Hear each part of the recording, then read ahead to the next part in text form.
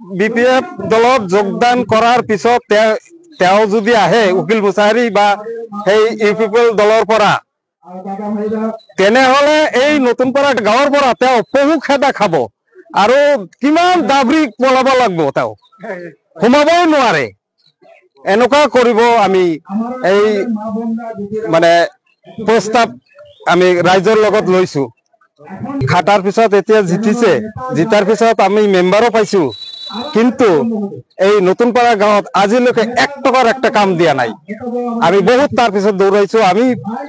পয়সা খরচ করে বান রাস্তা মন্দির বহুত কিছু লিখি দিছো প্ল্যান্টেশন লিখি দিছো আজিলৈকে আমাক একটাও দিয়া নাই সব ক্যান্সেল করে দিয়ে উকিল মুছাহাৰীক নিজে আহিছিল আহি কিনি নিজে উদ্বোধন কৰিছে উদ্বোধন কৰাৰ এইটো তেওঁ 1 মাহ পিছত ক্যান্সেল কৰি দিছে সেই কাৰণে আমাৰ গাঁওখন তললৈ গৈ আছে আমাৰ উন্নতি নাই এই উন্নতিৰ কাৰণে আমি বিপিএফ লৈ আগবাঢ়িছো লগত আমি গলে আমাৰ লগত এতিয়া আমাক চিনি নাপায় আগত তো তেওঁ যে কোনো মিটিংত আগত মিটিংত তেওঁ বহি কব সুনীল দা কত আছে আমাৰ ওচৰত আহক আমি পিছফালে থাকিলেও তেওঁ সন্মুখত মাতি লৈছে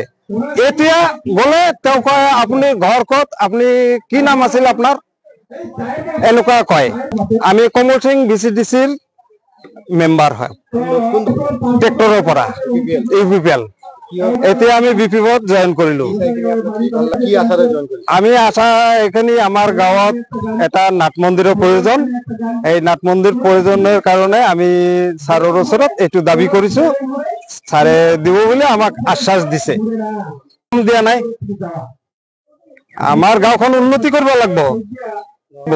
আৰু আমাৰতো পেট আছে সদায় মিটিংত মাতে আমি মিটিংত দৌৰি থাকো আমাৰ সংসাৰ আছে তেনেহলে আমি এই কামৰ পৰা 2 পয়সা আমি ওই পাম কোনো একো দিয়া নাই আমাৰ গাঁৱত এতিয়া আমাৰ গাঁও গোটেইখিনি আমি বিপিএফ জয়েন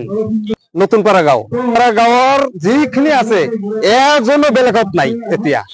গোটেইখিনি বিপিএফ কি জবাব দিব লাগে তেতিয়া আমি দিম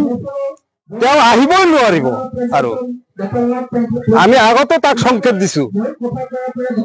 বেলেগ এটা মেম্বাৰক কৈছো যা কবি মোৰ কথা আমি যদি তার তাতে গৈছিলো তেতিয়া বেলেগক কৈছে এই নেতাজনক চিনা না নাই বেলেগক এনেকুৱা কৈছে এতিয়া বলে আমাক চিনি নাপায় এইকাৰণে কৈছো যা সুনীল দাস কবি আৰু সুনীল দাসৰ কিয় কেনসেল কৰিছে কামবিলাক